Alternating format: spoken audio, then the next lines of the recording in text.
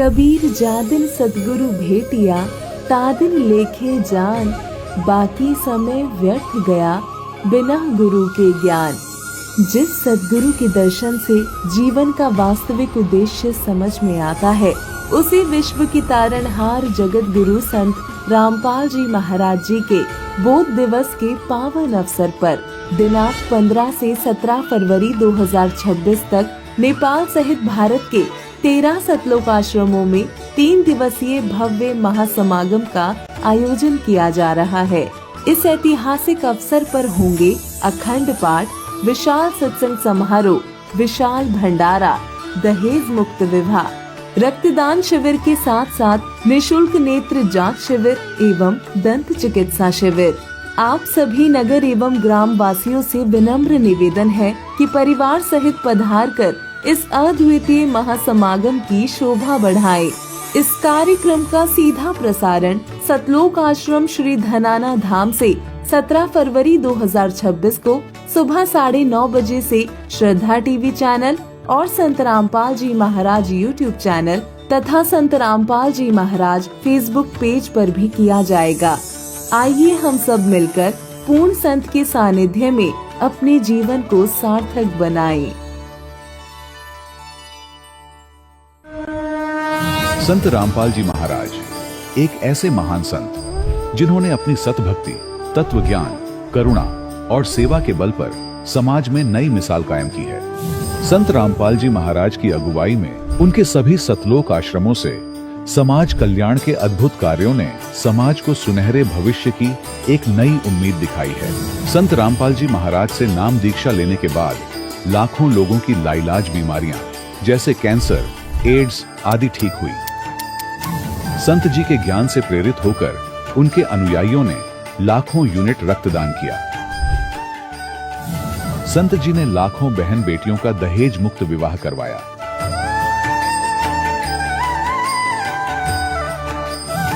संत जी ने लाखों लोगों का नशा छुड़वाया, करोड़ों उजड़े परिवार बसे। संत जी के आश्रमों में समागम के दौरान निःशुल्क नेत्र चिकित्सा, दंत चिकित्सा प्रदान की जाती है। संत रामपाल जी महाराज द्वारा समय समय पर पर्यावरण संरक्षण के उद्देश्य से बड़े स्तर पर वृक्षारोपण किया जाता है। संत जी ने जरूरतमंदों को तत्काल राहत पहुंचाने के लिए एम्बुलेंस सेवा शुरू की। संत जी अपने अनुयायियों को देहदान के लिए प्रेरित करते हैं, जिससे मानवता की सेवा और चिकित्सा क्षेत्र में सुधार हो सके। संत रामपाल जी महाराज के सभी आश्रमों में हर रोज निशुल्क भंडारा आयोजित किया जाता है, जहां हर वर्ग, हर जाति और हर धर्म के लोग एक साथ बैठकर भोजन करते हैं।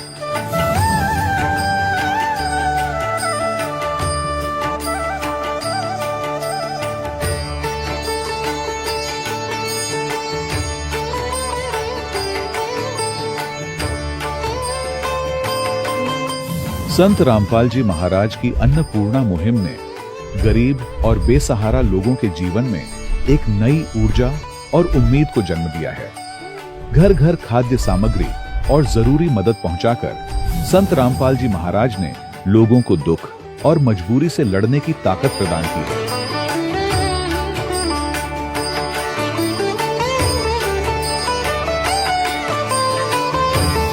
संत रामपाल जी महाराज द्वारा गरीब लोगों के लिए घर बनवाने का अद्भुत कार्य एक ऐसी मिसाल कायम कर रहा है जो सदियों सदियों संत जी की उदारता और दया भावना के तौर पर जाना जाएगा।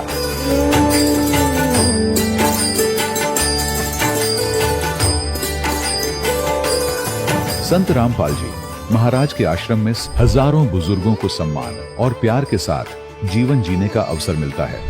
उनके खाने, रहने और स्वास्थ्य की पूरी जिम्मेदारी संत रामपाल जी महाराज उठाते हैं। अनाथ बच्चों के लिए संत रामपाल जी महाराज के सभी आश्रम किसी वरदान से कम नहीं। यहाँ उन्हें शिक्षा, संस्कार और भविष्य के लिए बेहतर अवसर प्रदान किए जाते हैं। चाहे बाढ़ हो, भूकंप या महामारी, संत रामपाल जी महाराज और उनके अनुयायी हमेशा ही जरूरतमंदों के लिए सबसे आगे खड़े रहते हैं। कोविड महामारी के दौरान संत रामपाल जी महाराज के आश्रमों से करोड़ों लोगों के लिए भोजन, दवाइयां और जीवन रक्षक सामग्रियां उपलब्ध कराई गई। चाहे गरीब की मदद हो या किसी शोषित और पीड़ित वर्ग के हक और सम्मान की लड़ाई, संत रामपाल जी महाराज ने हमेशा ही उनकी दबी आवाज को सरकारों तक पहुंचाया है और उन्हें उचित न्याय दिलवाने में अहम भूमिका अदा की है। समाज में आध्यात्मिक और सामाजिक मूल्यों के प्रति जागरूकता लाने में संत रामपाल जी महाराज हर कदम पर मानवता के सच्चे सेवक साबित हुए हैं। संत रामपाल जी महाराज का जीवन हमें सिखाता है कि सच्ची सेवा वही है जो निस्वार्थ भाव से की जाए। आइए हम भी इस महान सेवा के कार्य में इस महान संत से जुड़ें और संत रामपाल जी महाराज से नाम दीक्षा लेकर अपने जीवन को धन्य बनाएं।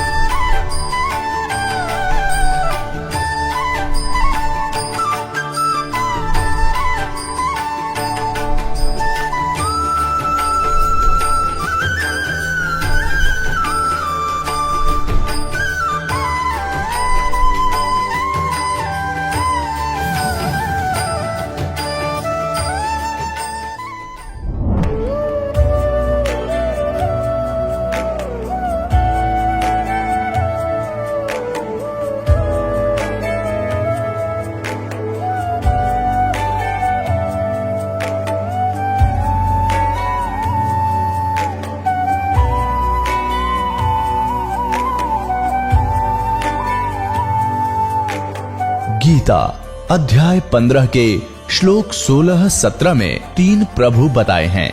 ये 3 प्रभु कौन हैं? किस प्रभु की शरण में जाने के पश्चात जन्म और मरण समाप्त हो सकता है? 3 प्रभुओं में सबसे उत्तम परमात्मा कौन है? कैसा है? उसका क्या नाम है? इन सभी गूढ़ रहस्यों को जानने के लिए अवश्य सुनिए जगत गुरु तत्वदर्शी संत रामपाल जी महाराज के अमृत वचन। सत साहिब दर्शकों, कहते हैं कि परमात्मा की भक्ति से जीवन की सभी परेशानियां दूर हो जाती हैं, फिर चाहे वह आर्थिक हो, शारीरिक या मानसिक। लेकिन अक्सर हम देखते हैं कि लोग भक्ति, पूजा, व्रत, तीर्थ यात्राएं करते हैं, फिर भी उनके जीवन में समस्याएं बनी रहती हैं। क्या हमारी भक्ति साधना में कुछ कमी है? क्या हमारी भक्ति साधना करने के तरीके सही नहीं हैं? क्या हमें एक सच्चे गुरु के मार्गदर्शन की जरूरत है जो हमारी सारी समस्याओं को हमेशा के लिए दूर कर सके?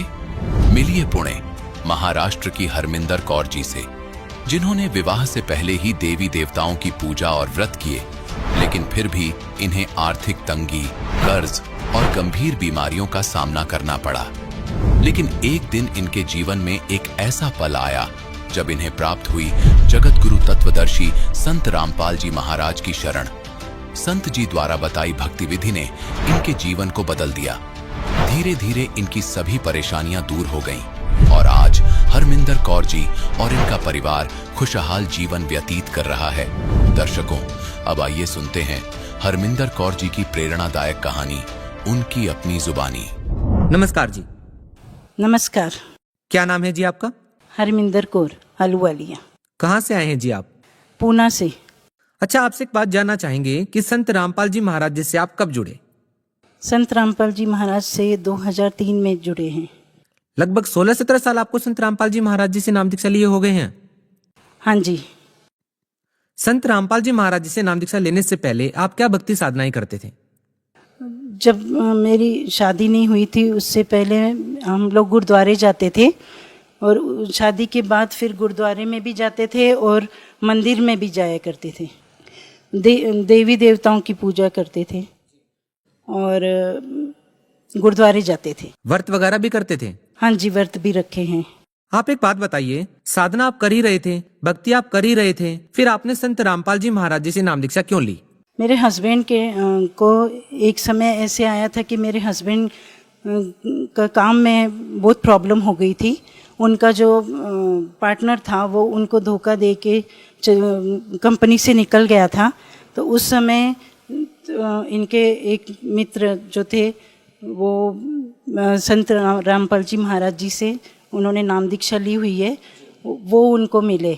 तो उन्होंने संत रामपाल जी महाराज जी के बारे में बताया और इन्होंने फिर वो उसी समय उधर टिकट करा के 2 दिन के बाद चले गए थे। नहीं, आपके हस्बैंड के जो दोस्त हैं उन्होंने संत रामपाल जी महाराज जी के बारे में आपके पति को बताया। ऐसी कौन सी बातें आपके पति को बताई जिससे उन्होंने तुरंत उसको एक्सेप्ट कर लिया? हस्बैंड एक बार उनके यहाँ गए थे तो उनका चेहरा बहुत उतरा हुआ था, तो उनके मित्र ने उनसे पूछा कि क्या बात है, आप बहुत परेशान दिख रहे हैं।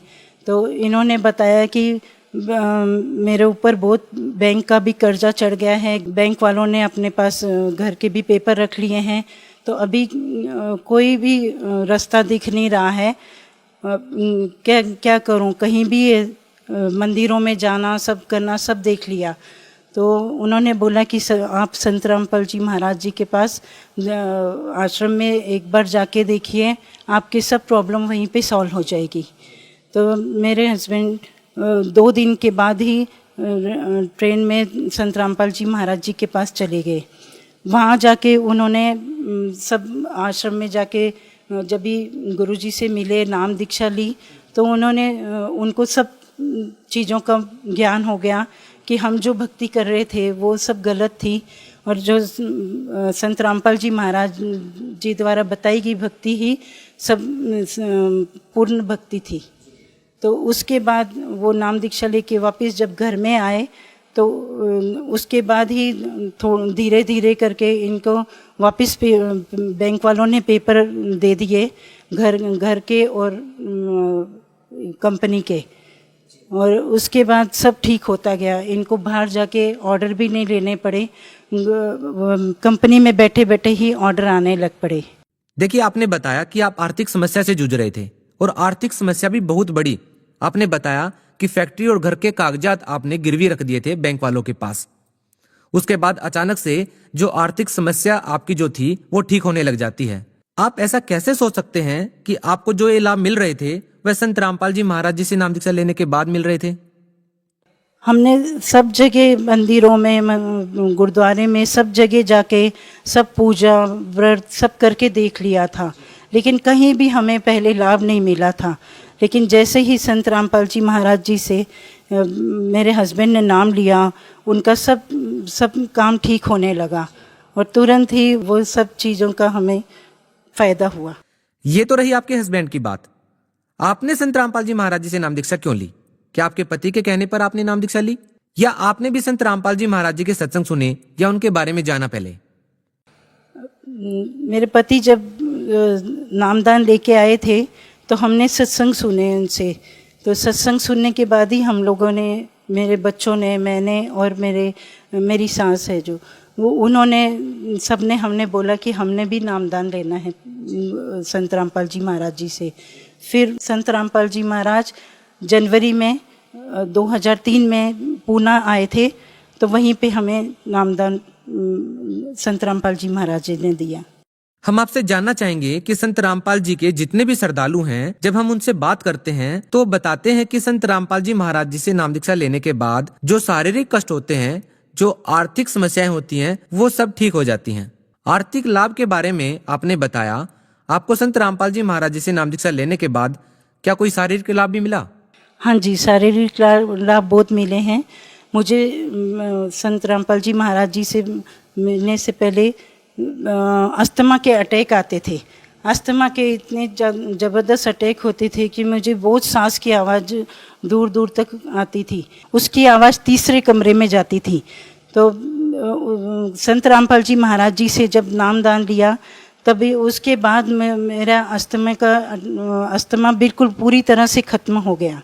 और इसके अलावा नामदान लेने के 3 महीने बाद मुझे पेट में एक बार बहुत ज़ोर से दर्द उठा।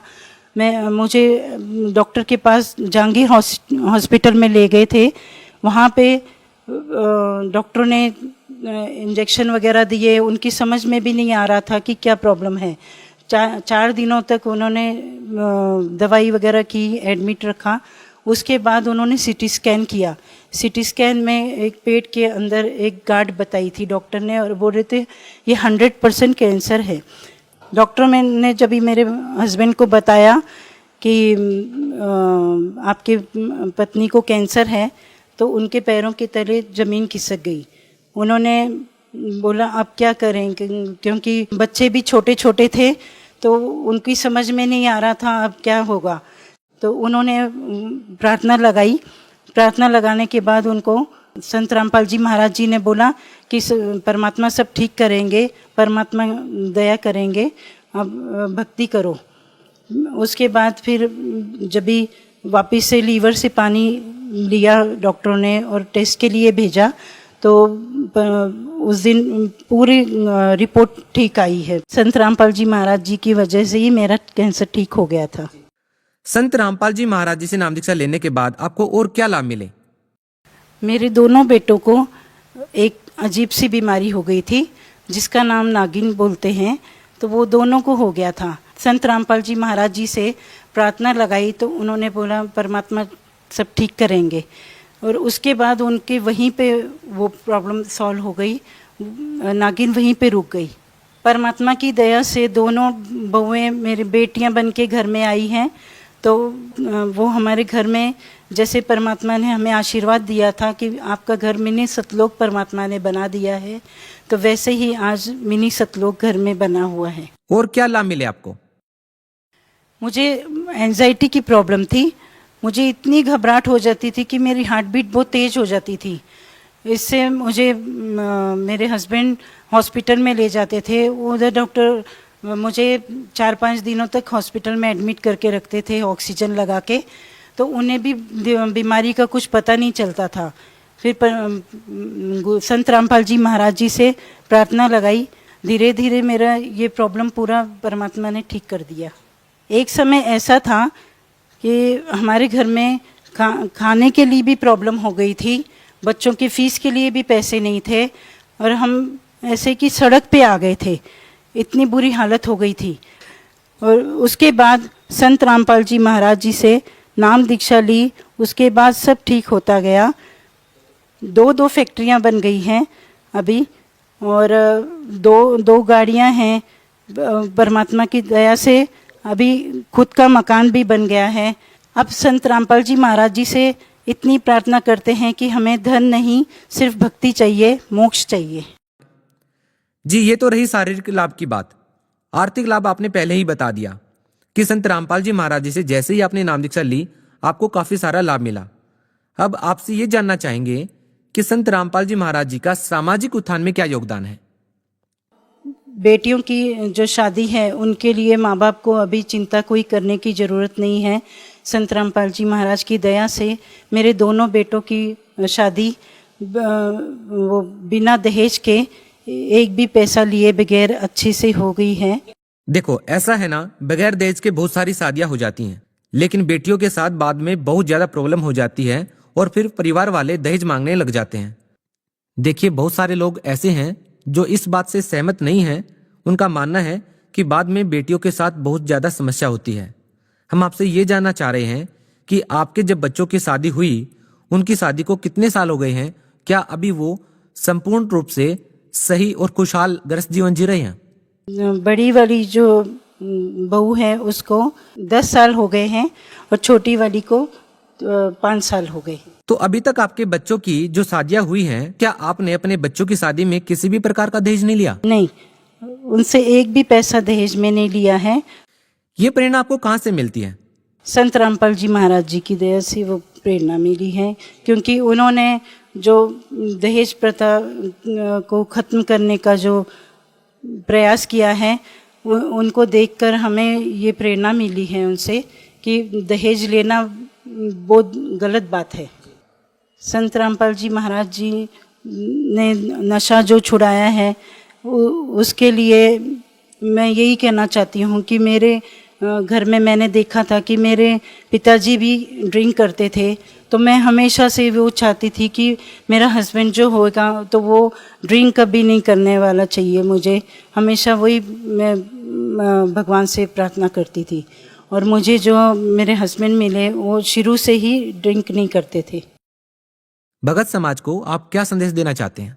भगत समाज से यही प्रार्थना है कि संत रामपाल जी महाराज का ज्ञान सुनकर आप उनका ज्ञान समझे और परमात्मा की शरण में आए।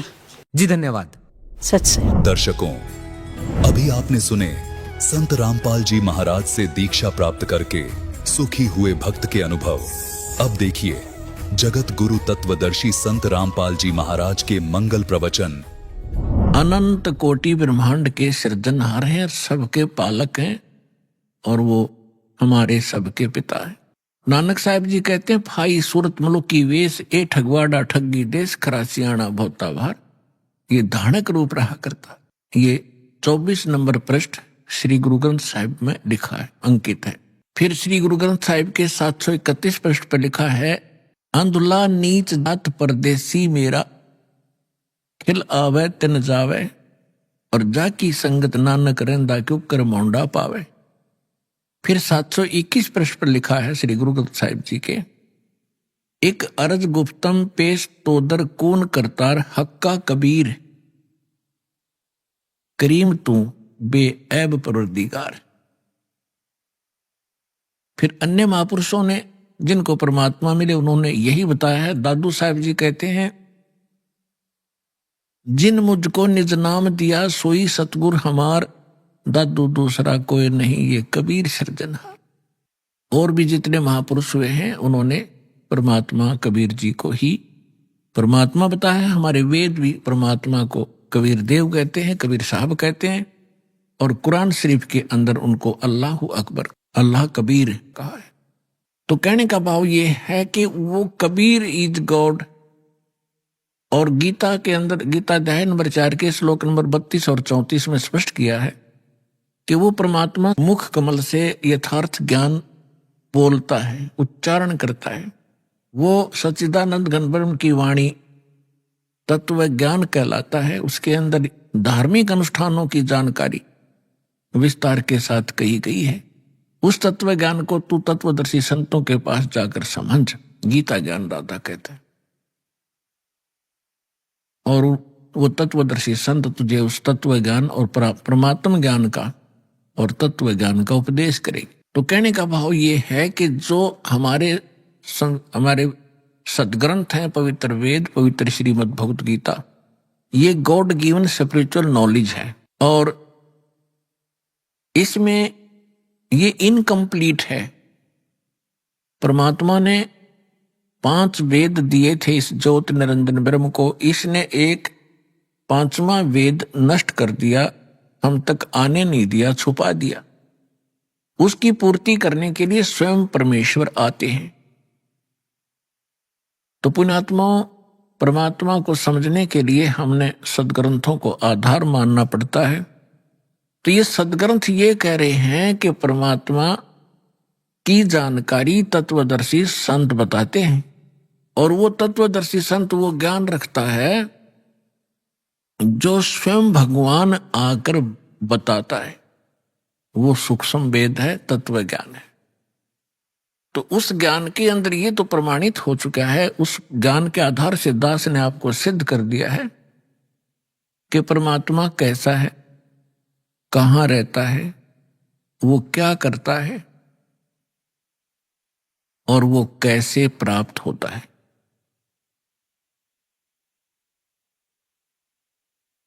तो अब हमने उस अध्यात्म ज्ञान को समझना है। अपनी विशेषकर हिंदू धर्म के अंदर श्रीमद् भगवत गीता एक बहुत ही शिरोधार्य शास्त्र माना जाता है और सत्य शास्त्र कहलाता है। परमात्मा ने 600 वर्ष पहले जो ज्ञान बोला था,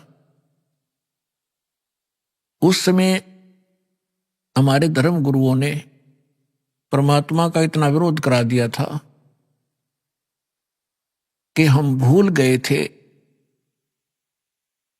कि कबीर नाम का कोई व्यक्ति रहा होगा। केवल पुस्तकों में पढ़ा करते थे, कबीर साहब की वाणी पढ़ ली, ठीक है, दोहे इसलिए पढ़ा करते थे कि वो हमारे एग्जाम के अंदर उनमें से कुछ अंश हमने लिखना पड़ता था। अब जब हम तत्व ज्ञान से परिचित हुआ ये दास, तो पता चला ये कबीर साहब कवि ही नहीं थे, ये परमेश्वर भी थे। तो उस परमेश्वर ने कहा था सुखदेव ने 84 भुगती, बण्या पजावे खरवो, तेरी क्या बुनियाद प्राणी, तो पेंडा पंथ पकड़वो। मोती मुक्ता दर्शत नाही, ये जग है सब अंदरे, दिक्कत के तो नैन चश्म, इनका फेरा मोतिया बिंदरे। परमात्मा कहा करते थे कि जिनको तुम विद्वान मानते हो, इन पंडितों को, मंडलेश्वरों को, महर्षियों को, ये कख भी नहीं जानते, कै ख भी नहीं जानते अध्यात्म मार्ग। आचार्य और शंकराचार्य जितने मंडलेश्वर आप जी के धर्मगुरु हैं। ऐसे ही मुसलमानों को कहा करते ये मुल्ला काची। और जितने भी पीर ये अपनी कुरान शरीफ से भी परिचित नहीं है। तो इस बात से उस समय के सभी वो नकली धर्मगुरु परमात्मा का विरोध किया करते थे और उस परमात्मा को हमारे हृदय से कति गिरा दिया था, ये कह करके कि कबीर साहब तो अशिक्षित हैं, कोरी झूठ बोलते हैं। ये क्या जाने सदग्रंथों को। आज से 600 वर्ष पहले परमात्मा ने अपनी प्यारी आत्मा धर्मदास जी से कहा था, धर्मदास ये जग बोराना, कोई न जाने पद निर्वाणा, यही कारण मैं कथा पसारा, सबसे कहिए वो राम नियारा। यही ज्ञान जग जीव सुनावो, सब जीवों का भरम नसाओ, भरम गए जग वेद पुराना, आदि राम का वेद न जाना।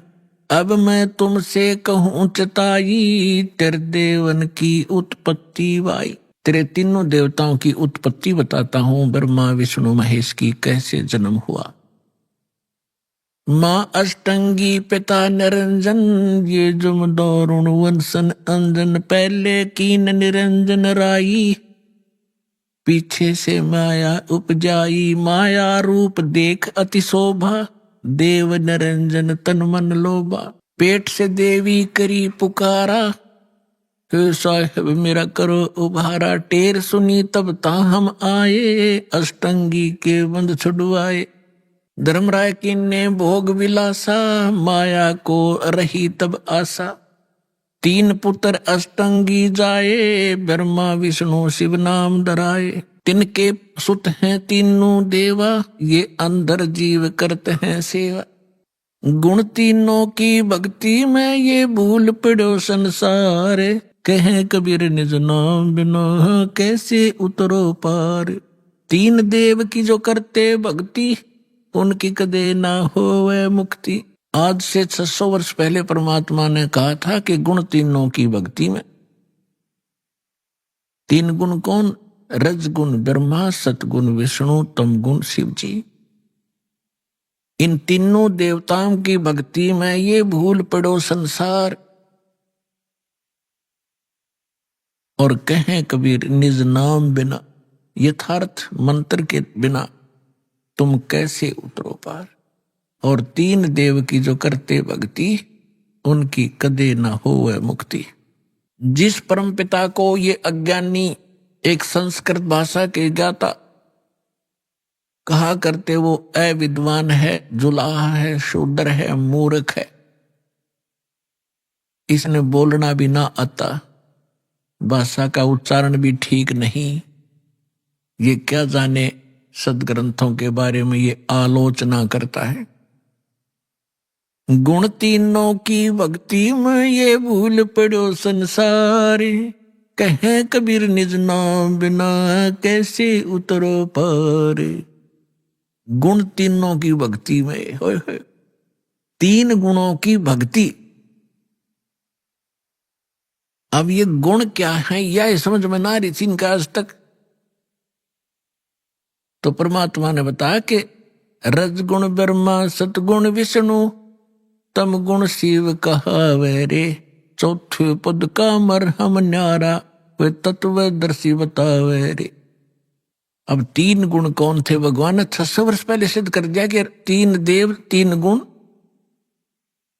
ब्रह्मा विष्णु महेश इनकी जो भक्ति करते हैं उनकी कभी मुक्ति नहीं होगी। और हमारे दादे परदादे इनन पूज पूज कर मर गए, तो क्या मुक्त हुए? वो नहीं हुए। आपको प्रमाण दिखाते हैं। श्रीमद देवी भागवत से हम सिद्ध करते हैं कि तीनों गुण कौन है। देखिएगा, ये है श्रीमद देवी भागवत हिंदी टीका सहित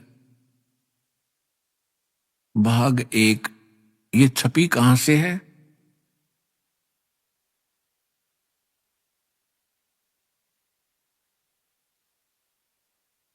श्री अथ देवी भागवतम सभाष्टिकम सहमातम हेमरा श्री कृष्णदास प्रकाशन बंबई से प्रकाशित है। अब इसके तीसरे स्कंद में ले चलते हैं आपको। ये है अथ श्रीमद देवी भागवते भाषा टीका युक्ते तृतीय स्कंध प्रारंभते। इसके हम आपको 11 पृष्ठ पर ले चलते हैं। ये 11 पृष्ठ है और 5वें अध्याय का हम 8वां मंत्र पढ़ेंगे। हे माता, यदि हमारे ऊपर सदा आप दया युक्त हो तो हमको तमोगुण में किस प्रकार प्रदान किया? शंकर भगवान कह रहे हैं। और ब्रह्मा रजोगुण और हरि सतगुण युक्त किए, क्यों किए? अब क्या बता रहे हैं? फिर हम संस्कार देखेंगे। यदि दया धर्मना न सदा अंबिके, आप यदि हमारे ऊपर सदा मेहरबान बताते हो, मैं तुम्हें बहुत प्यार करती हूं, तो कथम अहम विहित, क्यों मैं बना दिया तमोगुण। और कमल से उत्पन्न होने वाले ब्रह्मा जी को रजोगुण संभव है, रजोगुण क्यों बना दिया? और सुविहित किमु सतोगुण हरि, और विष्णु को आपने सतोगुण क्यों बना दिया? इति सिद्धम रजगुण ब्रह्मा सतगुण विष्णु तमगुण शिव जी। अब एक और पुराण से सिद्ध करते हैं ब्रह्मा विष्णु महेश क्या है। देखिए, ये है मार्कंडेय पुराण, सचित्र मोटा टाइप, केवल हिंदी, और गीता प्रेस गोरखपुर से प्रकाशित है। इसके 123, 22, 23 पृष्ठ पर दिखाएंगे। ये 122 पृष्ठ पर हम पढ़ना शुरू करेंगे मार्कंडेय पुराण। यहां से मार्कंडेय जी बोले, ये बता रहे हैं सारा कुछ। हम यहां आ जाते हैं। मार्कंडेय जी बता रहे हैं रजोगुण प्रधान ब्रह्मा, तमोगुण प्रधान रुद्र, सत्व प्रधान विश्वपालक विष्णु हैं, और यही 3 देवता हैं और यही 3 गुण हैं। अब जिसको ये अनपढ़ अशिक्षित कहा करते थे, उस परमेश्वर ने 600 वर्ष पहले बता रखा था, ब्रह्मा विष्णु महेश, रजगुण ब्रह्मा सतगुण विष्णु तमगुण शिव जी, जो इनकी पूजा करते हैं वो कभी मुक्ति प्राप्त नहीं कर सकते। और श्रीमद् भगवत गीता में उनको क्या संज्ञा दी है? इस त्रिगुण में ही माया, रजगुण ब्रह्मा सतगुण विष्णु तमगुण शिव जी की जो पूजा करते हैं, जिनकी बुद्धि इन्हीं पर सीमित होगी है, इसके अतिरिक्त वो किसी की बात को सुनना पसंद भी नहीं करते। राक्षस स्वभाव को धारण किए हुए मनुष्यों में नीच दूषित कर्म करने वाले मूर्ख 4 गाली इकट्ठी दे रखी है। गीता ज्ञानदाता कहता हो मेरी भक्ति भी ना करते। गीता ज्ञानदाता कौन है? ये ब्रह्म है, ये सरपुरुष है, 21 ब्रह्मांड का स्वामी है, ब्रह्मा विष्णु महेश का पिता है, जो श्री कृष्ण में प्रवेश करके श्रीमद् भगवत गीता का ज्ञान बोल गया। आइए पढ़ें अपने ही सदग्रंथों को, जिनको हम डेली रटा करते, हम पढ़ा करते, समझा नहीं करते। हमने मान रखा था इसके पढ़ने मात्र से ही मोक्ष होगा। नहीं, श्रीमद् भगवत गीता में जो लिखा है वैसे सब उसको करने से मोक्ष होगा, ना कि केवल पढ़ने मात्र से। पढ़ने से ज्ञान होता है, वो ज्ञान भी ना हुआ। हमने पढ़ते पढ़ते कितने दिन बीत गए थे, वर्ष बीत गए थे। गुरु बिन का हुन पाया ज्ञाना, जो थोथा बुस छड़े मूड किसाना। गुरु बिन वेद पढ़े जो प्राणी, समझन सार रहे अज्ञानी। तो हम इन पढ़ा भी करते इन सदग्रंथों को, लेकिन ज्ञान नहीं था। आज हम पढ़ेंगे इस पवित्र सदग्रंथों को परमात्मा की तत्व ज्ञान की रोशनी में, हम एक एक अक्षर समझ जाएंगे। आइएगा अब 7वां अध्याय पढ़ते हैं। देखिएगा, श्रीमद् भगवत गीता, जय दयाल गोविंद का इसके अनुवादक हैं, गीता प्रेस गोरखपुर से ये प्रकाशित है। और ये सबसे अधिक हिंदू समाज में यही पढ़ी जा रही है। अब देखते हैं 7वां अध्याय।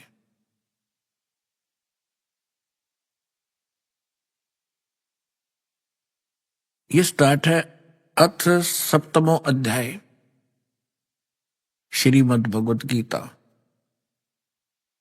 अब गीता ज्ञानदाता कहता है कि हे पार्थ, हे अर्जुन, अनन्य प्रेम से मुझ में आसक्त चित्त तथा अनन्य भाव से मेरे प्रयाण होकर योग में लगा हुआ तू जिस प्रकार समग्रम संपूर्ण विभूति बल ऐश्वर्य गुण से युक्त सबके आत्मरूप माम मुझको संशय रहित जानेगा, उसको सुन। अब क्या कहता है गीता ज्ञानदाता? कहता है कि अब जो ज्ञान सुनाने जा रहा हूं, इसके जानने के बाद तुझे कोई शंका नहीं रहेगी मैं क्या हूं। आगे देखो, दूसरे श्लोक में कहा है 7वां अध्याय दूसरा मंत्र, मैं तेरे लिए इस विज्ञान सहित तत्व ज्ञान को, इस ज्ञान को, तत्व ज्ञान ज्ञान को पूर्णतः कहूंगा, जिसको जानकर संसार में और कुछ भी जानने योग्य शेष नहीं रह जाता। अब क्या बता रहा गीता ज्ञानदाता कि ऐसा ज्ञान सुना दूंगा, इसके बाद फिर कुछ जानने की आवश्यकता नहीं रहेगी। फिर देखिएगा इसमें क्या बताता है तीसरे मंत्र में, हजारों मनुष्यों में कोई एक सिद्धेय माने परमात्मा प्राप्ति के लिए प्रयत्न करता है, और प्रयत्न करने वालों में वाले सिद्धानाम साधकों में भी कोई एक मेरे प्राण होकर मुझको तत्व से वेती माने जानता है, तत्व से जानता है। ये क्या कह रहा है कि परमात्मा की प्राप्ति के लिए हजारों में से कोई ही भक्ति करना चाहता है, परमात्मा के प्रयत्न कर रहा है, उनमें से मेरे तक भी कोई एक आधा ही पहुंचता है, ना तो नीचे के देवी देवताओं तक ही सीमित रह जाते हैं। आगे देखो, चौथा और 5वें का इकट्ठा अनुवाद है, पृथ्वी जल अग्नि वायु और आकाश मन बुद्धि और अहंकार, इस प्रकार यह है 8 प्रकार से विभाजित मेरी प्रकृति है। यह 8 प्रकार से भेद वाली तो अपरा मेरी जड़ प्रकृति है, और हे महाभाव इससे दूसरी जिससे ये संपूर्ण जगत धारण किया जाता है, मेरी जीव रूपा चेतन प्रकृति जान। अब यहां 2 से दोगे, 2 प्रकृति, एक तो इन्होंने बता दिया 5 तत्व और मन बुद्धि और अहंकार, ये 8 प्रकार से बनी प्रकृति। दूसरी बता रहे हैं ये चेतन प्रकृति, ये दुर्गा है। दुर्गा, अब देखो ये सिद्ध हो रहा है कि दुर्गा को भी प्रकृति कहते हैं, और आप जी को बहुत बार इन सदग्रंथों में प्रमाणित किया है, जैसे श्री देवी भागवत सचित्र मोटा टाइप गीता प्रेस गोरखपुर से प्रकाशित के तीसरे स्कंद में 123 पृष्ठ पर विष्णु जी कहते हैं अपनी मां के विषय में। अब पुण्यात्माओं ये सारे कंसेप्ट साथ साथ क्लियर करने पड़ेंगे, क्योंकि बहुत से श्रोता प्रथम बार आते हैं तो उन्होंने ये ज्ञान गहनता से सुना नहीं होता ध्यान से, और थोड़ा बहुत सुन लेते हैं, पुण्यात्मा शीघ्र प्रेरित हो जाते हैं, वो आते हैं। तो यहां इनको बैठकर सुनने का समय मिलता है 2 घंटे सुबह, 2 घंटे शाम को। तो इसलिए यहां एक विशेष विस्तार के साथ ये ज्ञान सुनाया जाता है। ये श्रीमद देवी भागवत देखिएगा, सचित्र मोटा टाइप हिंदी, गीता प्रेस गोरखपुर से प्रकाशित है। और परमात्मा चाहने वाले हिंदुओं के घरों पर यह लगभग रखी पाओगी। ये है संक्षिप्त श्रीमद देवी भागवत सचित्र मोटा टाइप, केवल हिंदी, हनुमान प्रसाद पोदार, चमनलाल गोस्वामी, और गीता प्रेस गोरखपुर से प्रकाशित है। इसके 123 पृष्ठ पर पढ़ने पर्याप्त है। 123 पृष्ठ, तीसरा स्कंद, संक्षिप्त देवी भागवत। तुम शुद्ध स्वरूपा हो, यह सारा संसार तुम ही से उद्भासित हो रहा है। मैं ब्रह्मा और शंकर हम सभी तुम्हारी कृपा से विद्यमान हैं। हमारा आविर्भाव माने जन्म, तिरोभाव माने मृत्यु हुआ करता है। हमारा तो जन्म मृत्यु होता है, केवल तुम ही नित्य हो, जगत जननी हो, प्रकृति और सनातनी देवी हो। भगवान शंकर बोले, यदि भगवान विष्णु तुमसे ही प्रकट हुए हैं तो उनके बाद उत्पन्न होने वाले ब्रह्मा भी तुम्हारे बालक हुए, फिर मैं तमोगुणी लीला करने वाला शंकर क्या तुम्हारी संतान नहीं हुआ? अर्थात मुझे भी उत्पन्न करने वाले तुम ही हो। शिवे, संपूर्ण संसार की सृष्टि करने में तुम बड़ी चतुर हो। शिवे, शिवे भी कहा इसको। इस संसार की सृष्टि, स्थिति और संहार में तुम्हारे गुण सदा समर्थ हैं। उन्हीं तीनों गुणों से उत्पन्न हम, तीनों गुणों, रजगुण ब्रह्मा, सतगुण विष्णु, तम गुण शिव जी, उन्हीं तीनों गुणों से उत्पन्न हम ब्रह्मा, विष्णु एवं शंकर नियमानुसार कार्य में तत्पर रहते हैं। अब ये क्या सिद्ध हो गया? इस थोड़ी सी पंक्तियों में कितने कंसेप्ट क्लियर हो गए। नंबर 1, ब्रह्मा विष्णु महेश की जन्म मृत्यु होती है। नंबर 2, दुर्गा को प्रकृति कहते हैं। नंबर 3, ब्रह्मा विष्णु महेश की माता दुर्गा है। और नंबर 4, रजगुण ब्रह्मा, सतगुण विष्णु, तमगुण शिव जी। नंबर 5, ये केवल वर्क डन ही दे सकते हैं, जैसा कर्म जीव ने किया उसमें कोई परिवर्तन नहीं कर सकते, नियमित कार्य ही कर सकते। ये 5 कंसेप्ट, 5 पॉइंट कति से दोगे। अब थोड़ा सा और दिखाते हैं आपको। ये देखिएगा संक्षिप्त शिवपुराण। इस संक्षिप्त शिवपुराण के अंदर ये गीता प्रेस गोरखपुर से प्रकाशित है, सचित्र मोटा टाइप, केवल हिंदी। और ये कहां से प्रकाशित है देखिएगा, हनुमान प्रसाद पोदार इसका इनके संपादक हैं और प्रकाशक हैं। ये गीता प्रेस गोरखपुर, गोविंद वन कार्यालय, कोलकाता का संस्थान। यहां देखिएगा संक्षिप्त शिवपुराण 98 पृष्ठ से हम थोड़ा सा पढ़ेंगे। यहां 5वां अध्याय रुद्र संहिता का हम पढ़ेंगे 6ठा। 5वें के एंड को पढ़ रहे हैं। अपने पुत्र नारद की बात सुनकर लोक पितामह ब्रह्मा वह इस प्रकार बोले। 5वां अध्याय समाप्त हुआ, 6ठा प्रारंभ हुआ रुद्र संहिता का 99 पृष्ठ पे। नारद ने पूछा था कि सृष्टि की रचना बताइए भगवान पिताजी ब्रह्मा जी से। तो ब्रह्मा जी ने बताया, अब आपके रूबरू पढ़कर सुनाता हूं। ब्रह्मा जी ने कहा ब्राह्मण श्रोमणे, तुम सदा समस्त जग के उपकार में लगे रहते हो। तुमने लोगों के हित की कामना से बहुत उत्तम बात पूछी है। जिसमें समस्त चराचर जगत नष्ट हो गया था, सर्वत्र केवल अंधकार ही अंधकार था, न सूर्य दिखाई देते थे, न चंद्रमा आदि कुछ भी नहीं थे। उस समय तत् सद्ब्रह्म, इस श्रुति में जो सत्य सुना जाता है एकमात्र वही शेष था। 100 पृष्ठ पे जिस परब्रह्म के विषय में ज्ञान और अज्ञान से पूर्ण युक्तियों द्वारा इस प्रकार विकल्प किए जाते हैं। यानी ब्रह्मा जी कह रहे हैं कुछ सच्ची कुछ झूठी, जो मैंने सुनी है वो बता रहा हूं। उसने कुछ काल के बाद, कुछ समय के उपरांत द्वितीय की इच्छा प्रकट की। उसके भीतर एक से अनेक होने के संकल्प उदित हुए। तब उस निराकार परमात्मा ने अपनी लीला शक्ति से अपने लिए एक मूर्ति की कल्पना की। इनका क्या मानना है कि परमात्मा मूलतः निराकार है और उसने फिर अपनी आकार में आने की सोची, फिर वो सदा शिव बन गए। अब देखो क्लियर होगा यहां से। उस निराकार परमात्मा ने अपनी लीला शक्ति से अपने लिए मूर्ति की कल्पना की। जो मूर्ति रहित परम ब्रह्म है उसकी मूर्ति, यहां देखिए, भगवान सदाशिव हैं। अब सदाशिव कौन है ये देखना ध्यान से। ये किसको सदाशिव कहते हैं? अर्वाचीन और प्राचीन विद्वान उन्हीं को ईश्वर कहते हैं। उस समय एकाकी रहकर स्वेच्छानुसार विहार करने वाले उन सदाशिव ने अपने विग्रह से स्वयं ही स्वरूप भूता शक्ति की सृष्टि की, जो उनके अपने श्री अंग से कभी अलग होने वाली नहीं थी।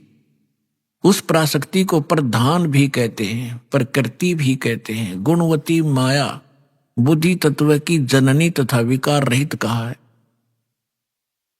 वह शक्ति अंबिका कही गई है। उसी को प्रकृति, सर्वेश्वरी, त्रिदेव जननी, तीनों देवताओं को उत्पन्न करने वाली उनकी माता, ब्रह्मा विष्णु महेश की माता, नेता और मूल कारण भी कहते हैं। सदाशिव द्वारा प्रकट की गई उस शक्ति की 8 भुजाएं हैं। हो गया क्लियर? अब ये दुर्गा के विषय में है और सदाशिव ये कौन है? ये काल है। आगे और क्लियर हो जाएगा। अब इसमें क्या सिद्ध हो गया कि प्रकृति भी दुर्गा को कहते हैं और प्रधान भी दुर्गा को कहते हैं। गीता अध्याय नंबर 14 के श्लोक नंबर 3 से 5 में कति स्पष्ट किया गया है। ये काल कहता है, गीता बोलने वाला ब्रह्म कहता है कि प्रकृति तो मेरी पत्नी है, सब जीवों को उत्पन्न करने वाली माता है, मैं इसके गर्भ में बीज स्थापन करने वाला सबका पिता हूं। और इन प्रकृति से उत्पन्न ये तीनों गुण इस जीव को कर्मानुसार यहां बांधे रखते हैं, जकड़े रखते हैं। तीनों गुण कौन सी सिद्ध होगी? रजगुण, ब्रह्मा, सदगुण, विष्णु, तम गुण, शिव जी। अभी आपने सुने संत रामपाल जी महाराज के मंगल प्रवचन। आइए अब सुनते हैं संत रामपाल जी महाराज से नाम दीक्षा लेकर सतभक्ति करके अद्भुत लाभ प्राप्त करने वाले अनुयायी के विचार। नमस्कार दर्शकों, कहते हैं जब मुसीबत आती है तो अकेले नहीं आती, बल्कि अपने साथ कई समस्याओं को लेकर आती है। जब इंसान को मुसीबतें चारों तरफ से घेर लेती हैं, तो उसे यह समझ नहीं आता कि वह क्या करे। आज हम आपको एक ऐसे श्रद्धालु की सच्ची कहानी सुनाने जा रहे हैं, जिन्हें जीवन में अचानक चारों तरफ से मुसीबतों का सामना करना पड़ा। यह कहानी है राजेश कुमार श्रीवास्तव जी की, जो गाजियाबाद, उत्तर प्रदेश के निवासी हैं। राजेश जी विभिन्न देवी देवताओं जैसे शिव जी, दुर्गा जी और बालाजी की पूजा किया करते थे। फिर भी इनके जीवन में समस्याओं का अंबार लगा हुआ था। कभी बीमारी का सामना करना पड़ता तो कभी व्यापार में नुकसान हो जाता। करोड़ों के कर्ज में डूबे हुए थे और झूठे मुकदमों का भी सामना करना पड़ा। समाधान की तलाश में राजेश जी ने मंदिर, मस्जिद और गुरुद्वारों के चक्कर काटे, तांत्रिकों के पास भी गए, परंतु इन्हें कहीं से भी राहत नहीं मिली। फिर एक दिन इनके जीवन में एक नया मोड़ आया। इन्होंने संत रामपाल जी महाराज का सत्संग सुना और उनसे नाम दीक्षा प्राप्त की। दर्शकों, आइए अब राजेश कुमार जी से ही सुनते हैं उनके जीवन की यह कहानी कि आखिर कैसे इनके दुख भरे जीवन में सुख, शांति और समृद्धि आई। जी नमस्कार सर। नमस्कार। क्या नाम है जी आपका? राजेश कुमार श्रीवास्तव। राजेश कुमार जी, कहाँ से आए आप? वैसे तो मैं जिला रायबरेली, पोस्ट सलोन का रहने वाला यूपी का, लेकिन फिलहाल गाजियाबाद में मैं रह रहा हूँ। सर, संत रामपाल जी महाराज से नाम दीक्षा लेने से पहले आप क्या भक्ति साधना करते थे? मैं सदाशिव शंकर जी की पूजा करता था, नंगे पैर आता था दुधेश्वर नाथ मंदिर हमारे गाजियाबाद में। तो 41 दिन का प्रतिज्ञा करके जल चढ़ाना, उसके बाद पानी पीना, दुर्गा जी की पूजा करना, बालाजी जाना, सभी देवताओं की पूजा करता था मैं। सर, जब आप हिंदू धर्म में प्रचलित सभी प्रकार की पूजाएं आप कर रहे थे, तो फिर आपको संत रामपाल जी महाराज से नाम दीक्षा लेने की क्या जरूरत आन पड़ी? सर, एकदम से हमारे घर में दिक्कत आई, बीमारी हुई, भूत बाधा हुई। फिर जहाँ जहाँ लोगों ने बताया वहाँ वहाँ जाना शुरू किया। व्यापार में नुकसान होना शुरू हुआ, बच्चे को हमारे काफ़ी दिक्कत हुई, बीमारी हुई। तो इन सबसे फिर हमें इसमें मोबाइल में हम एक दिन ऐसे बैठे थे, हमने संत रामपाल जी महाराज का सत्संग देखा। सत्संग देखने के बाद फिर हमने बात की कि भाई हम तो परेशान थे, जहाँ जो बताता था वहीं भागना, कि मस्जिद भी जाना, मंदिर भी जाना, पीरों के यहाँ जाना, झाड़ फूक कराना, लेकिन कोई रिलीज नहीं मिला। उसी दौरान हमारी पत्नी भी ख़त्म हो गई इसी सब उसमें। फिर मुझे किसी ने बताया कि आप जो है पूर्ण परमात्मा हैं संत रामपाल जी महाराज के रूप में, तो आप इनसे अरदास लगाओ। तो हमने फिर सत्संग देखा। सत्संग देखने के बाद उस समय हमारा उड़ीसा में काम चल रहा था, तो हमारा पूरा काम ख़त्म हो गया था। सारा आदिवासियों ने मशीन पर सब कब्जा कर लिया था पूरा, बिल्कुल करीब आत्महत्या की हालत हो गई थी। जो दोस्त थे, जो पार्टनर हमारे थे साथ में काम कर रहे थे, उन्होंने ब्याज लगा दिया, हमारे करीब करोड़ों का हमारे कर्जा हो गया। सर हमने कोई नाम नहीं लिया था। फिर हमने ऐसे ही सत्संग देखा, उसके बाद परमात्मा से अरदास लगाई। तो सर, जैसा कि आपने बताया कि आपके जीवन में बहुत सारी कठिनाइयाँ आ रही थी, बहुत सारी परेशानियों ने आपको घेर लिया था, तो क्या संत रामपाल जी महाराज से नाम दीक्षा लेने के बाद आपको कोई लाभ मिला? सर जी, उड़ीसा में हमारे भी करीब 40 लाख का कर्जा हो गया था, क्यों लॉकडाउन लग गया था। उसमें सबको पता है कि मशीनें सारी हमारी चोरी हो गई थी। स्टील का काफ़ी करीब 40 टन स्टील गायब हो गया था। आदिवासी लेबर थी, हमारी 4 व्हीलर थी, वो हमारी उठा ली थी वहाँ पे, और भी बहुत बहुत नुकसान हुआ था। तो हमने जब सत्संग देखा, उसके बाद मैंने फिर आश्रम में फ़ोन लगाया, तो वहाँ से बताया कि आप जो है लोनी नामदान केंद्र में बात करो। तो हमने बात की। हमने कहा भगत जी हम आ नहीं सकते वहाँ, क्योंकि गाजियाबाद में हमारे पे FIR थी, और जो साथ में काम करने वाले थे उन्होंने हम पे ब्याज लगा दिया था। मकान पे ताले लग गए थे हमारे, सारी प्रॉपर्टी हमारी बिक गई थी कर्जे में। तो बिना नाम लिए हमने वहीं से प्रार्थना लगाई थी। परमात्मा ने बड़े आराम से वहाँ से, संत रामपाल जी पूर्ण परमात्मा ने हमें बड़े आराम से निकाला। और वहाँ निकलने के बाद हमें जहाँ से पुलिस यहाँ वारंट कटा था ढूंढ रही थी, हम सीधा लोनी उतरे थे, हम अपने घर नहीं गए। उसके बाद वहाँ से हमें 15 दिन का समय मिला थाने से कि आप जो है आराम से अपना फैसला करो।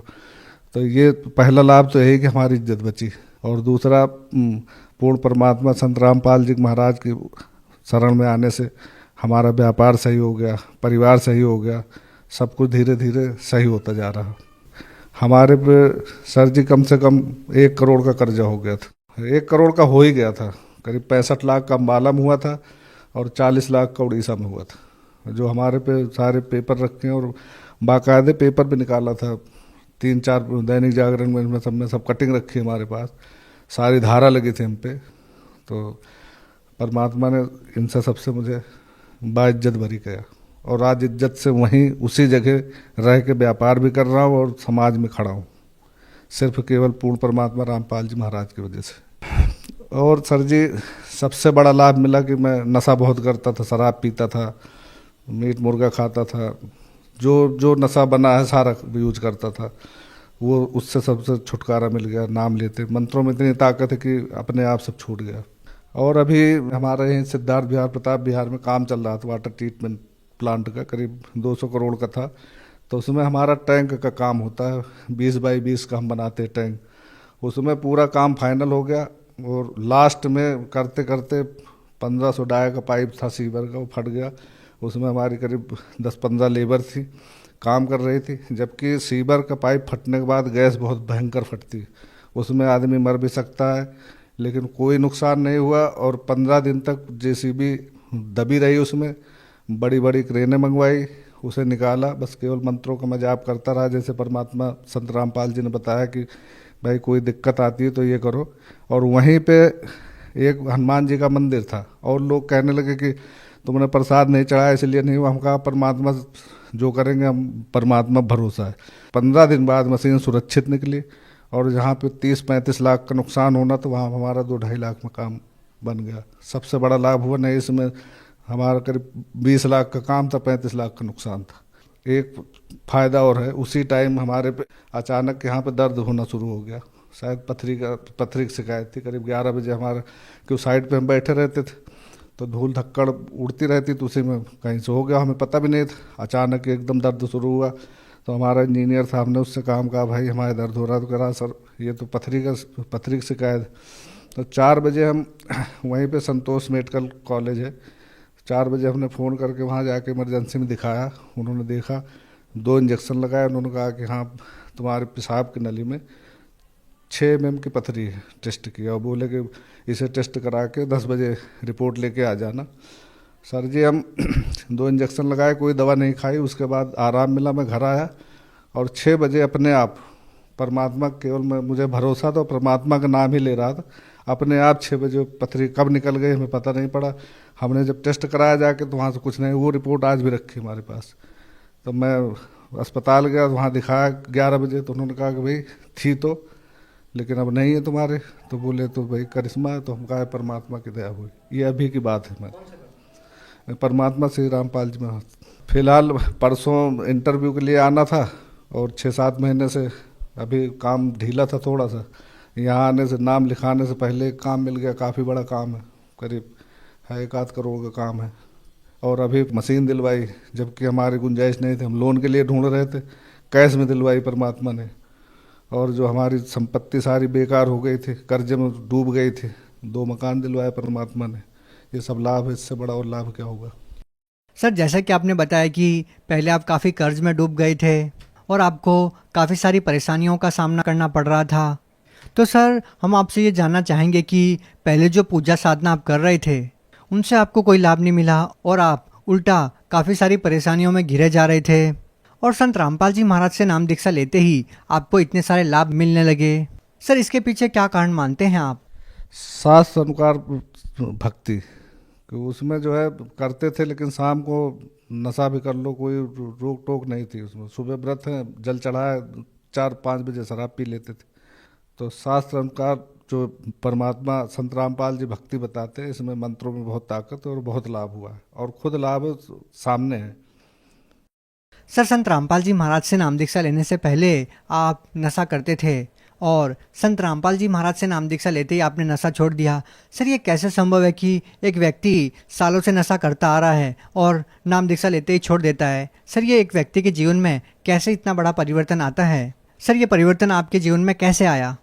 ये सर संत रामपाल जी साधारण संत नहीं है, साक्षात परमात्मा है, और मंत्रों में इतनी शक्ति है कि हमारा तो कम से कम 20 साल पुराना नशा था और नहीं छूट सकता था। हमने 20 बार कसम खाई, गंगा जल उठाया, घर में लोग बाग दबाव बनाते थे, लेकिन नहीं छूटा। मंत्रों में इतनी ताकत है, 2-3 दिन बाद फिर हमें नफरत हो गई। अब कोई अगर पीता होता तो मैं हमारे साथ खड़ा नहीं हो सकता। गाड़ी में अब लोग आ रहे थे, भी पी रहा था तो हमने मास्क लगा दिया, हम कहा भगत जी बीड़ी मत पियो यहाँ पर। तो इतनी एलर्जी हो गई, तो इतनी ताकत है मंत्रों में।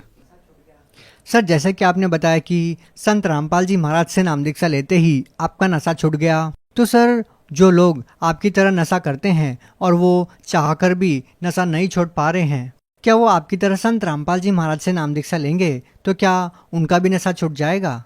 बिल्कुल 100% छूट जाएगा। परमात्मा संत रामपाल जी की भक्ति करें और सच्चे मंत्रों का जाप करें, सारी समस्या सूझ जाए। कैंसर का कैंसर ठीक हो जाएगा। जब हमारी पथरी 6 mm की, मतलब पेशाब की नली में, एक पित्त की थैली में, इसमें ऑपरेशन भी नहीं होता। डॉक्टर कह रहा था कि इतना गलत जगह फंसी, जाके नीचे फंस गई कि उसका ना ऑपरेशन हो सकता था ना कुछ नहीं, वो तो अपने आप ही निकल सकती थी।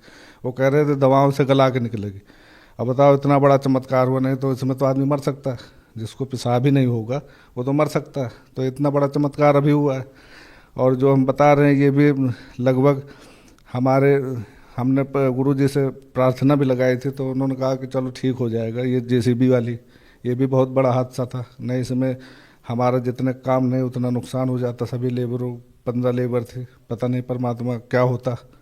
तो ये सबसे और अभी एक लाभ हुआ होली के पहले, मैं भूल गया था, हाउस टैक्स जमा करना था मार्च में। तो मैं बैंक गया, 40,000 रुपये थे, तो हम कहा चलो करंट अकाउंट से 35,000 रुपये निकाले और ऐसे ही जैकेट जैसे पहन रखे तो ऐसे हमने डाल लिए।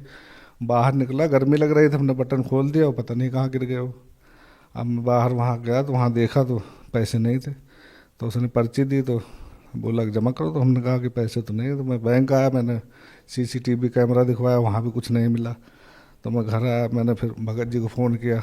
हम कहा कि हम तो कोई गलत काम भी नहीं करते और ना गलत किसी के साथ करते, कैसे हो गया?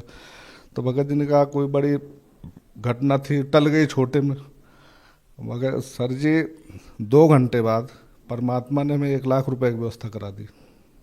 और फिर मैं वहीं बैंक से मैंने पैसे निकाले और जमा करा, और दूसरे दिन 24 लाख का काम दिलाया मुझे वहीं गाजियाबाद में। सर आप भगत समाज को क्या संदेश देना चाहते हैं? सर जी, भगत समाज को संदेश देना चाहता हूँ कि जैसे हमारे ऊपर सारी समस्याएं थी, करोड़ों का कर्जा हो गया था, व्यापार खत्म हो गया था, मकान सारे बिक गए थे, पुलिस केस हो गया था। जब हमारे जैसे आदमी को परमात्मा का नाम लेने से सब कुछ ठीक हो सकता है, तो भगत समाज से ही प्रार्थना है हमारी कि आके संत रामपाल जी महाराज पूर्ण परमात्मा आए हुए हैं, इनसे नाम दीक्षा लें, अपना कल्याण कराएं और हमारी तरह ही आके वो भी अपना जीवन खुशहाल करें। सर, जो लोग संत रामपाल जी महाराज से नाम दीक्षा लेना चाहते हैं वो उनसे नाम दीक्षा कैसे ले सकते हैं? सर जी, यूट्यूब पे संत रामपाल जी का सत्संग सुने, उस पट्टी आती है, वहाँ से नंबर लेके नामदान केंद्र में फ़ोन करें और वहाँ से नाम लें। और अब तो हर ज़िले में नामदान केंद्र खुल गया, कम से कम 500 नामदान केंद्र खुल गए अपने भारत में। नाम दीक्षा लेके अपना कल्याण कराएं। जी धन्यवाद। सत साहिब।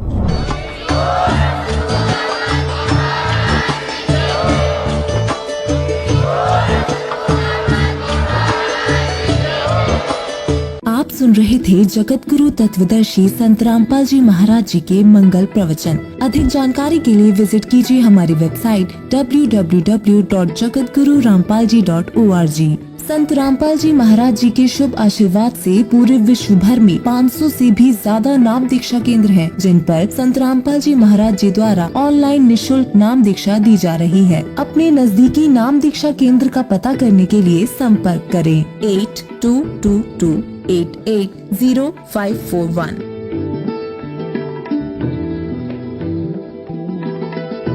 कबीर जादिन सतगुरु भेटिया, तादिन लेखे जान, बाकी समय व्यर्थ गया बिना गुरु के ज्ञान।